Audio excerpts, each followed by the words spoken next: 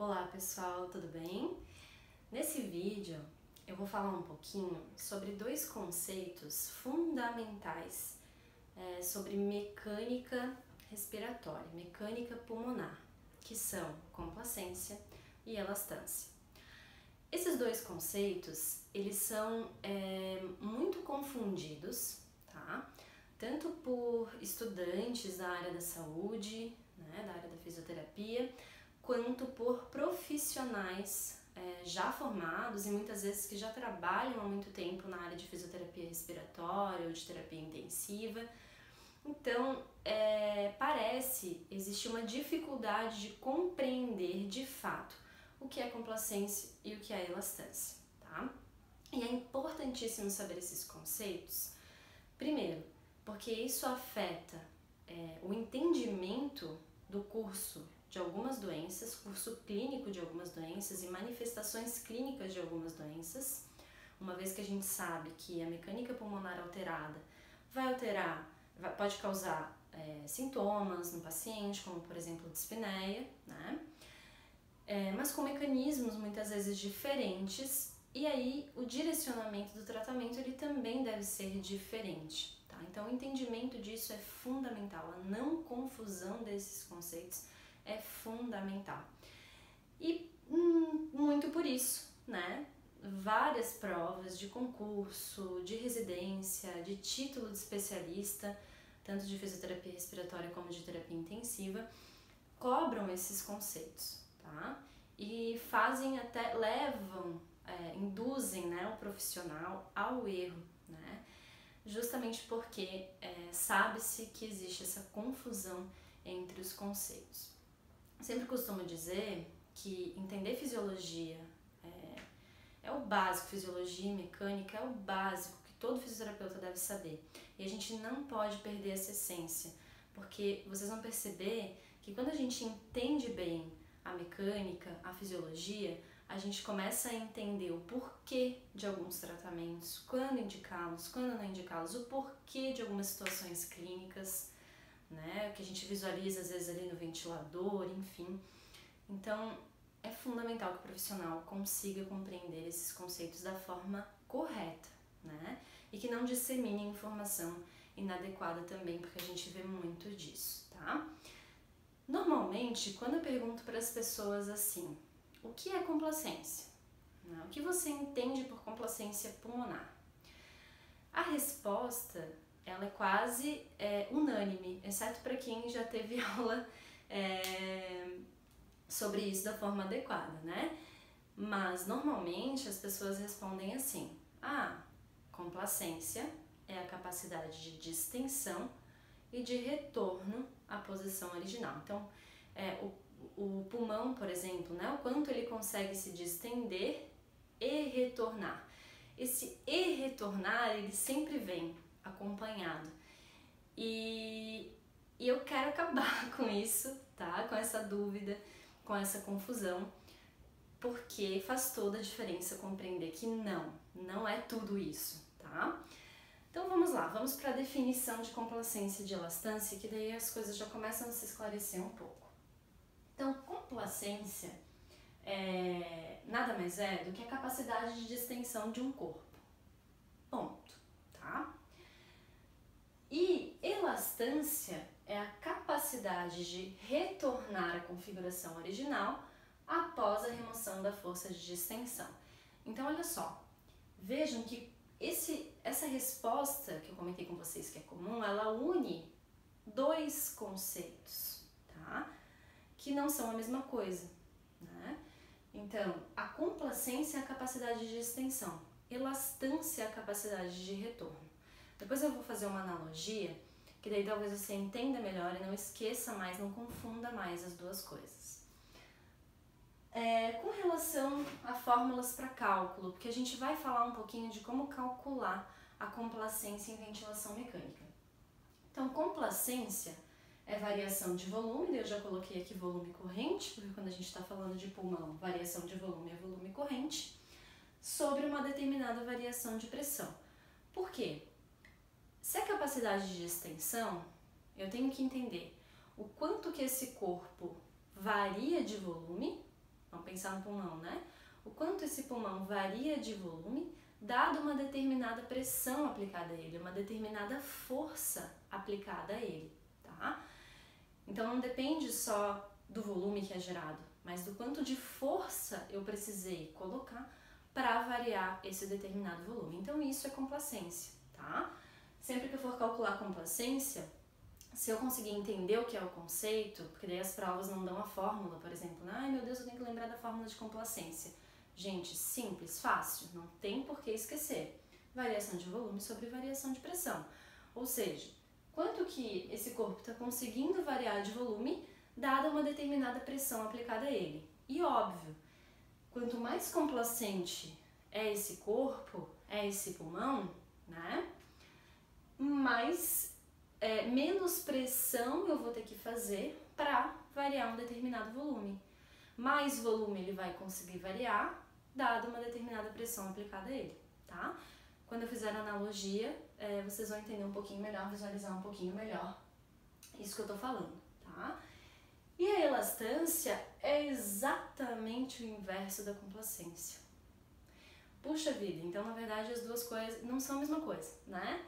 Elastância é o inverso da complacência, 1 sobre complacência. Então, se a gente inverter aqui a fórmula, né? Variação de pressão sobre variação de volume. Elastância é o inverso, tá? Sempre. Então, uma é o inverso da outra, tá? Não são coisas, não são a mesma coisa, né? Contrário, uma é o inverso da outra. Se uma é o inverso da outra, quando eu tenho uma doença que aumenta a elastância, ela na verdade reduz a complacência. Concordam comigo?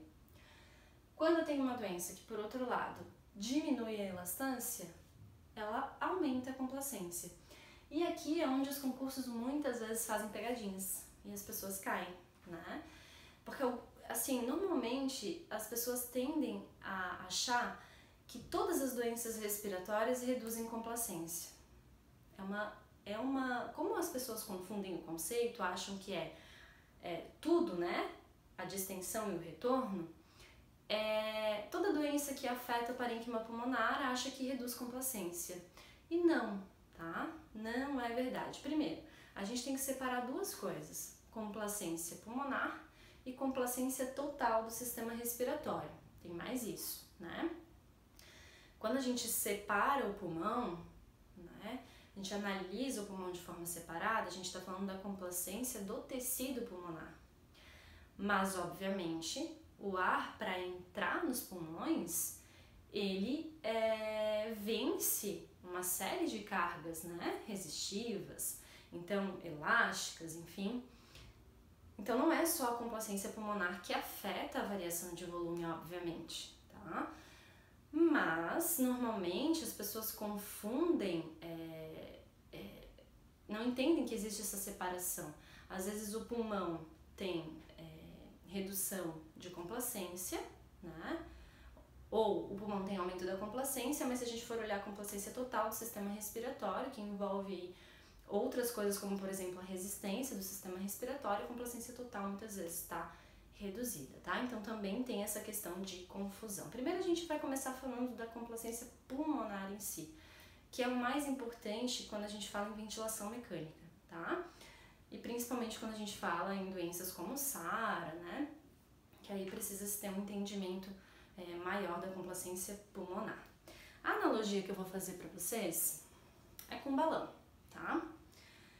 Então eu tenho aqui 2 balões, né? Se vocês olharem bem direitinho, não tem tanta diferença entre eles, tá? Mas esse aqui, ele já tá mais distendido, tá?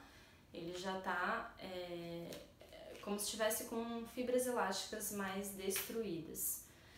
Já vou comparar esses 2 balões. Mas vamos primeiro entender o balão, que aí a gente começa a entender um pouquinho melhor a complacência e elastância pulmonar. Bom, o balão, ele é extremamente elástico, né?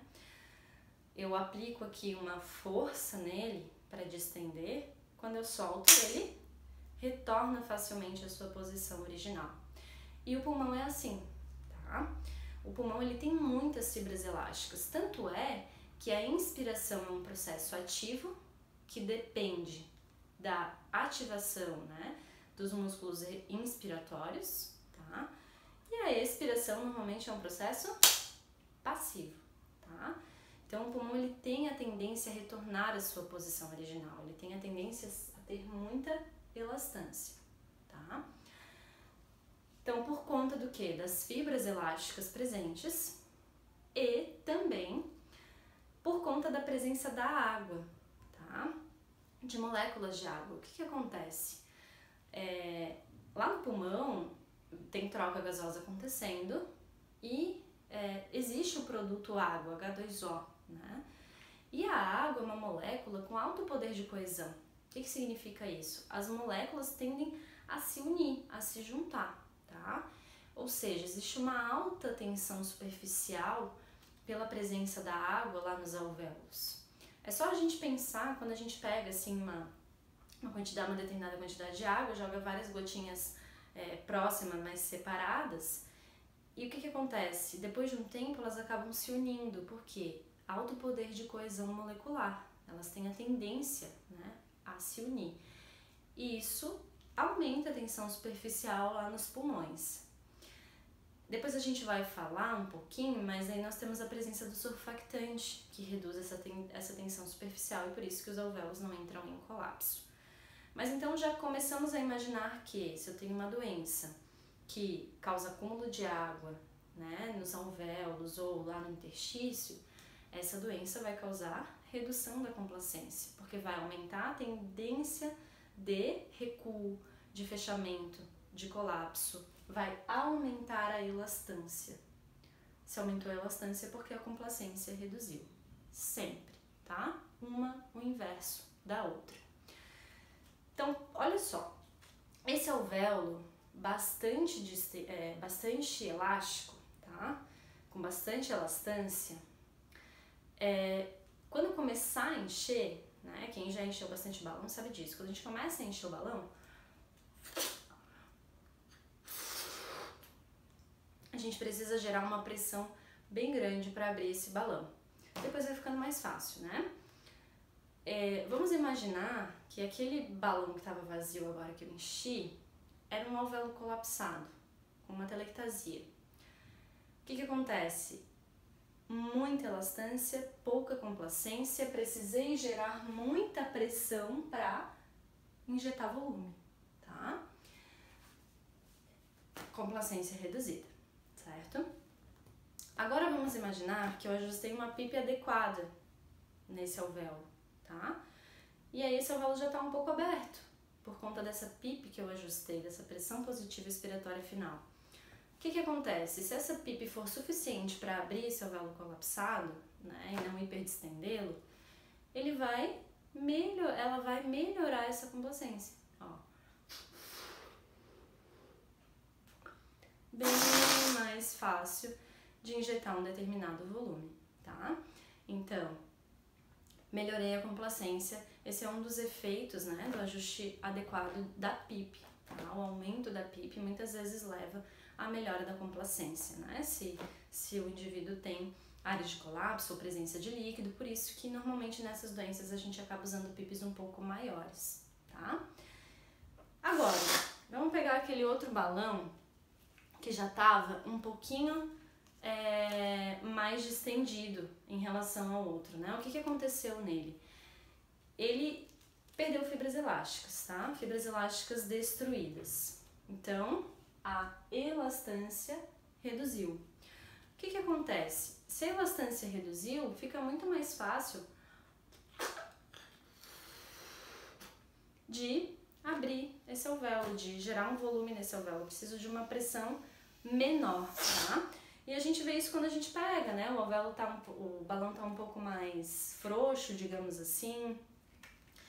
Fica mais fácil de encher esse balão, né? Do que quando a gente pega ele bem novinho, com as fibras elásticas bem boas, assim, a gente tem que gerar uma pressão muito grande para abrir esse balão. E o mesmo acontece com o pulmão. Tá, mas e aí? Tem alguma doença que cause redução da elastância? Tem, né? Que doença é essa? A DPOC, né? Por conta do enfisema pulmonar. O que acontece no enfisema pulmonar? Exatamente isso, né?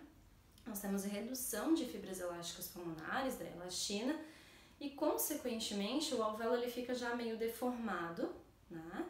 E com dificuldade de retorno, elastância reduzida, dificuldade para retornar à configuração original, ele não consegue retornar à configuração original. Consequentemente, a complacência está aumentada. Por quê? Uma no inverso da outra. Então, vocês viram, destruiu fibra elástica, ele foi bem mais fácil de abrir esse alvéolo, tá? Por quê? Porque a elastância dele está reduzida.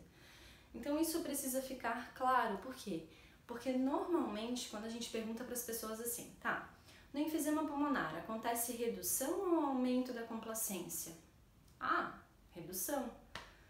Não, aumento. E nos concursos, eles fazem muito essa troca dos conceitos para confundir mesmo, né? Então, coloca lá uma questão assim, na DPOC, acontece, letra A, aumento da complacência pulmonar, letra B, aumento da elastância pulmonar. E as pessoas, e daí letra C, redução da complacência pulmonar. Aí as pessoas vão nascer. Ah, reduz a complacência, óbvio que reduz a complacência. Não, tá? Teria que ter uma letra D dizendo que há redução da elastância. E normalmente eles fazem isso nos concursos, nas provas de título, tá? E também fazem com as doenças restritivas, com as doenças que cursam com redução da complacência, ao invés de colocar a alternativa à redução da complacência, eles colocam aumento da elastância. E a pessoa, ih, meu Deus, não sei mais responder. Gente, elastância inverso da complacência. Então, sempre, se essa doença reduz complacência, é porque ela aumentou a elastância, tá? Para nunca mais esquecer. Bom, esse gráfico aqui, né, gráfico clássico de complacência, inclusive a gente consegue acompanhar na ventilação mecânica, né, o gráfico de volume sobre pressão, tá? Então, variação de volume sobre variação de pressão. E, então, essa linha, ela representa justamente o que? A complacência, tá? Porque complacência é isso, variação de volume sobre variação de pressão, tá? Então, aqui a curva INS e aqui a curva ES, perfeito?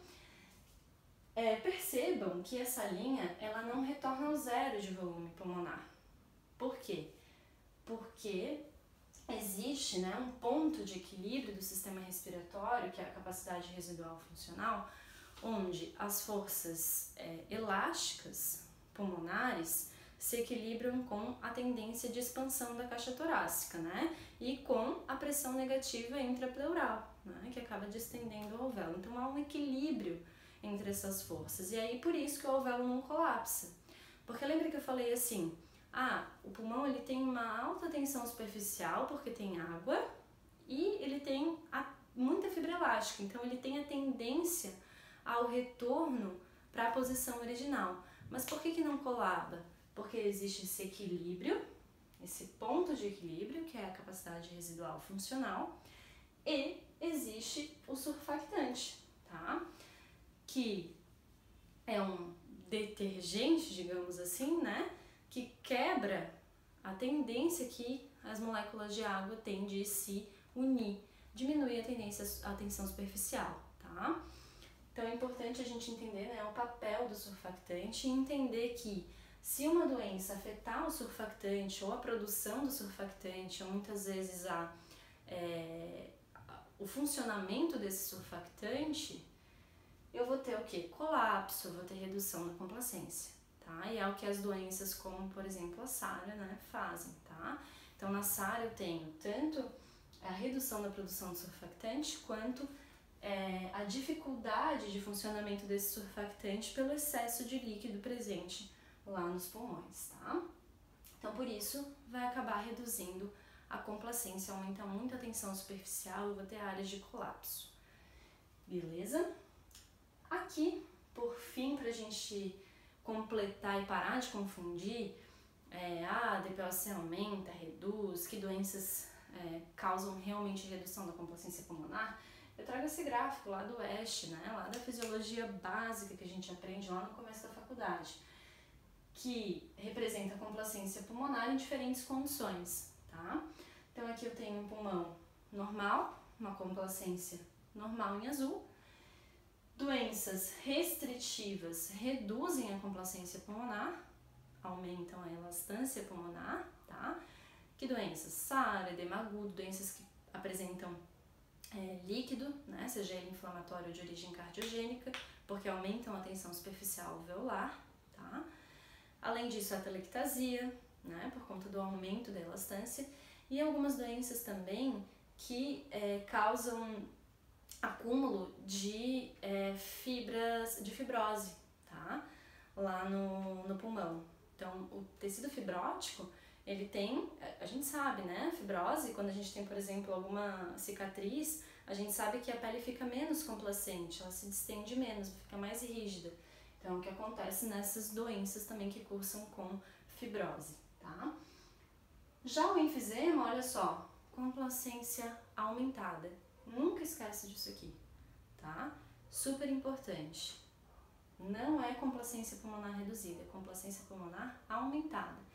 Só que, óbvio, no paciente com DPLC, né, que é um paciente que apresenta enfisema, ele também tem bronquite crônica. E a bronquite, ela aumenta a resistência das vias aéreas, tá? Então, existe uma oposição à entrada de fluxo de ar, né, principalmente para a saída, mas também para a entrada. E, consequentemente, a complacência total do sistema respiratório pode muitas vezes reduzir, tá? Então, por isso que a gente está falando aqui de complacência pulmonar e por isso que normalmente as pessoas confundem, né? Bom, e como calcular isso na ventilação mecânica e por que calcular? Então, como eu falei, sempre que vocês pensarem em complacência, vocês têm que pensar, bom, complacência, a capacidade de extensão do pulmão, a capacidade de extensão do sistema respiratório. Ou seja, quanto que ele consegue variar de volume, né, dada uma determinada força, pressão aplicada a ele. E quando eu falo em complacência pulmonar, tá, eu falo em complacência, na cálculos de ventilação mecânica, eu falo em complacência estática. Quando eu falo de complacência total do sistema respiratório, aí eu tô falando mais da complacência dinâmica, tá? Do cálculo de complacência dinâmica. E aí, nas duas fórmulas, sempre vai ser volume sobre variação de pressão. A diferença é que pressão que eu vou usar para o cálculo de uma e que pressão que eu vou usar para o cálculo de outra, né? Mas se eu entender que uma representa a complacência pulmonar e a outra representa a complacência total, eu já consigo lembrar o que eu vou usar para a fórmula, tá? Então vamos lá. Complacência estática, volume corrente sobre pressão de platô menos PIP. O que é isso aqui? Driving pressure, pressão de distensão, tá? Complacência dinâmica, volume corrente, mesma coisa, sobre pressão de pico menos PIP. O que muda aqui? Aqui eu uso a pressão de platô, aqui eu uso a pressão de pico, tá? Já vou mostrar aqui no gráfico para explicar um pouquinho isso. A complacência estática calculada lá na ventilação mecânica, o normal, né, valores considerados dentro da normalidade são de 50 a 80 mililitros por centímetro de água. Complacência dinâmica de 30 a 50. Então, para eu interpretar, né, se a complacência está aumentada ou reduzida, eu tenho que lembrar desses valores aqui também, beleza? Tá, mas por que numa é pressão de platô, na outra é pressão de pico? Como que eu lembro qual é qual? E qual que normalmente é mais utilizado e mais falado? Complacência estática, tá? Aqui reflete a complacência pulmonar, né? Acaba sendo muito mais importante o cálculo da complacência estática e, consequentemente, muito mais cobrado também, tá? Para a gente entender um pouquinho melhor, vamos olhar para esse gráfico aqui, que é um gráfico de pressão sobre tempo, tá? Pressão das vias aéreas sobre tempo. E que é um gráfico que eu vejo lá no modo volume controlado, no modo VCV, onde a pressão é variável, né? Então, por isso que para fazer um cálculo adequado de complacência, eu preciso fazer no modo volume controlado, é o mais recomendado, o mais correto, tá? E também preciso que exista um controle da onda de fluxo, né? Então a onda de fluxo ela precisa ser quadrada, o fluxo ele precisa ser constante para esse cálculo. Então o que acontece? Quando eu faço uma pausa inspiratória lá no respirador, né? Quando eu faço uma pausa que eu zero o fluxo, eu tenho esse platô aqui da pressão, por isso que é chamada pressão de platô. Eu tenho esse platô aqui da pressão. Aqui nessa linha pontilhada eu tenho a representação da pressão alveolar, tá? E vejam que a pressão de platô ela se aproxima à pressão alveolar na fase inspiratória, tá?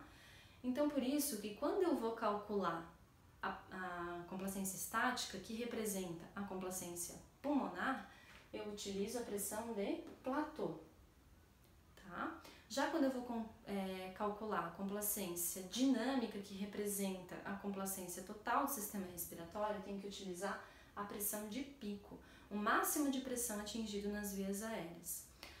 Para a gente entender um pouquinho melhor, o que acontece? Quando eu trabalho com ventilação mecânica, eu coloco e injeto pressão positiva no pulmão, né? Um processo, inclusive, antifisiológico. Bom, quando essa pressão entra no sistema respiratório, quando ela é injetada no sistema respiratório, ela atinge um pico, lá nas vias aéreas, um valor máximo.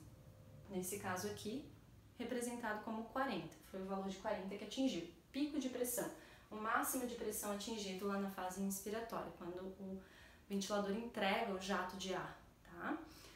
Só que essa pressão ela vai se dissipando pelo sistema respiratório e ela acaba chegando menor lá nos alvéolos, tá? E aí quando eu faço a pausa no respirador, que eu zero o fluxo, esse ventilador, ele me dá essa medida aproximada da pressão de acomodação alveolar, que é a pressão de platô, pressão de pausa, como alguns respiradores chamam, tá? Então essa pressão aqui, ela representa a pressão que chegou lá no alvéolo na fase inspiratória, que causou essa abertura alveolar na fase inspiratória.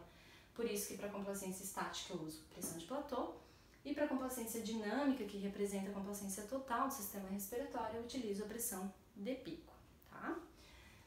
Só que, vamos lá, quanto que o ventilador injetou de pressão, por exemplo, lá no alvéolo, na fase inspiratória para abrir esse alvéolo? Foi 30?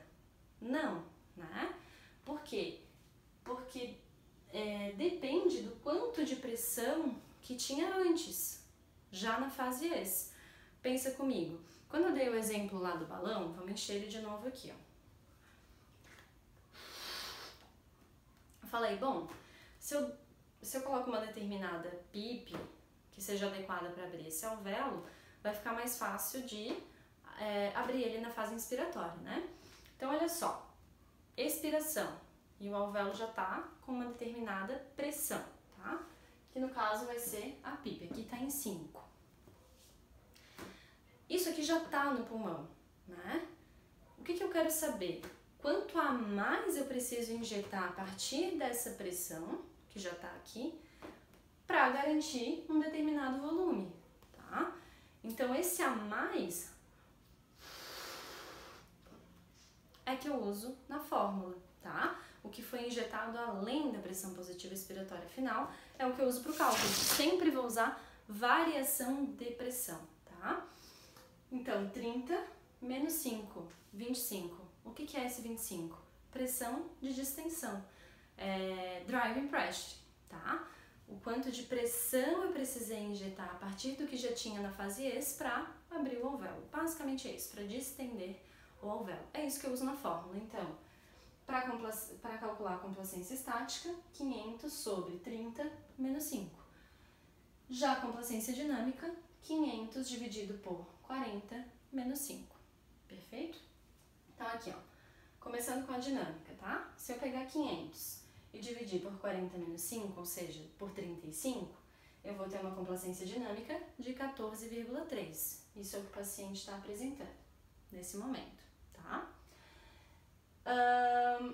Tá normal? Não, tá reduzida. Mas lembrando, a complacência dinâmica, ela representa a complacência total do sistema respiratório.